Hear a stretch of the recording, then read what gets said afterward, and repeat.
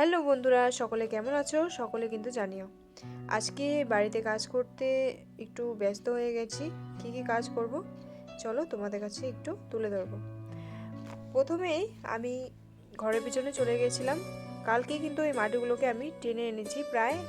এখানে তোমরা বললে হয়তো বিশ্বাস করবে না, এখানে এক গাড়ি মাটি আছে। তো দূরের থেকে ক্যামেরাটা রাখা হয়েছে, তার জন্য বোঝা যাচ্ছে না। যাই হোক, এখানে অনেকগুলো মাটি আমি কিন্তু এনেছি। আর বাকি এই সাইড বলে নয়, ওদিকেও ঘরটা যতটা লম্বা আছে, তো সাইডে আরও অনেকখানি জায়গা আছে, ওগুলো দিয়ে সব মানে মেকআপ করে দিয়েছে আর কি, সুন্দর করে। আমাকে ওর বাবা বলল যে তুমি ঘরের পিছনে মাটিগুলো দেওয়ার এই কারণ যে এই যে বৃষ্টির দিনে যে জলগুলো জমা হয়ে থাকে ঘরের পিছনে, এখন তো ঘরটা নতুন করে বানানো হয়েছে, তো যাই হোক ঘরে কিছু রং কিন্তু নষ্ট হয়ে গেছে। তো এই যে ঘরটা এই নিচের দিকে যাতে জলটা না পায়, তো তার জন্য কিন্তু এই জলটা জমা হয়ে থাকে বলে বলল যে এই ঘরটার মধ্যে যাতে জলটা না পায়, তুমি এখন এই সব মাটিগুলো দিয়ে কিন্তু এই ঘরটাকে একদম ফিনিশিং করে দাও। তো আমি ভাবলাম যে ঠিক আছে। ওর কথা শুনতে শুনতেই সকাল সকাল কিন্তু আমি এইগুলো কাজ নিয়ে বসে পড়েছি। তখন প্রায় বাজে সকাল 7টা থেকে 7:30 হবে। তারপরে আমি চলে গেছিলাম ঘরের পেছন দিকে ঘরের কাজগুলো করার জন্য। আর সামনের দিকে যেগুলো মাটি ফেলানো হয়েছে দেখো, একদম ঘরের সাথে উঠোনে একদম সমান হয়ে গেছে। যাই হোক, সুন্দর হয়েছে, মাটিগুলো কিন্তু একদম সুন্দরভাবে মিশে গেছে। তো এটা হচ্ছে আমাদের বাড়ির নতুন বাড়ির পেছন সাইডটা ঠিক করতে এসেছিলাম।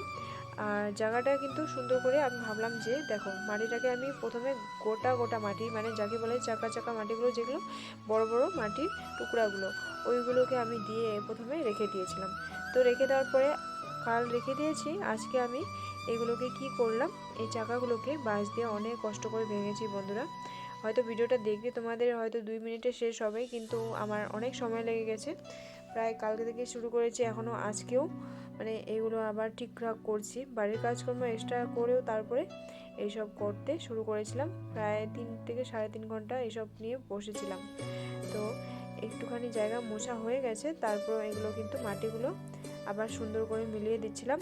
আর ওই মাটির টুকরোগুলো, বড় বড় মাটির যে টুকরোগুলো, তো ওগুলোকে ভেঙে নিয়েছিলাম সুন্দর করে আগে। তারপরে কিন্তু এইগুলোকে মাটি দিয়ে জায়গাগুলো, মানে জায়গায় জায়গায় উঁচু নিচু আছে, ওগুলোকে সমান করছি যতটুকু পারা যায় আমি এখন করব। বাকি একবারে তো আর সমান আমি আজকে করতে পারবো না, কেননা কিছুদিন ধরো করতে থাকলে মানে জায়গাটাকে শেপ করে থাকলে একাই চলে আসবে, তো জায়গাটা সুন্দর হয়ে আসবে। এখন বর্তমান আমি মানে মাটিটাকে এখানে সুন্দর করে আটকাচ্ছি। তো এই সব কাজগুলো মানে সবসময় তো আর করা হয় না, হঠাৎ করে আমার মাথায় এলো, তো তার জন্য আমি করে ফেললাম।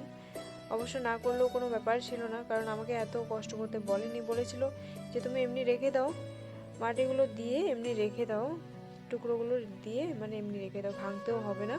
তা আমি ভেঙেও দিলাম, আবার মাটিগুলোকে এখন লেপেও দিচ্ছি। কখনো সময় পাবো তখন আবার সুন্দর করে একটা শেপ কেটে নিয়ে তারপর এটাকে সমান করে নিয়ে আবার এটার উপরে লেপা পোছা করে নেবো সুন্দর করে। আমার এই আজকের কাজটা তোমাদের কাছে কেমনি লাগলো বন্ধুরা? আশা করছি ভালো লাগলো। আমি এখন আসছি, তো আসছি আবারও নেক্সট ভিডিওতে তোমাদের কাছে নতুন কোনো অন্য ব্লগ নিয়ে। আর ততক্ষণের জন্য তোমরা সবাই নিজের খেয়াল রেখো, ভালো থেকো।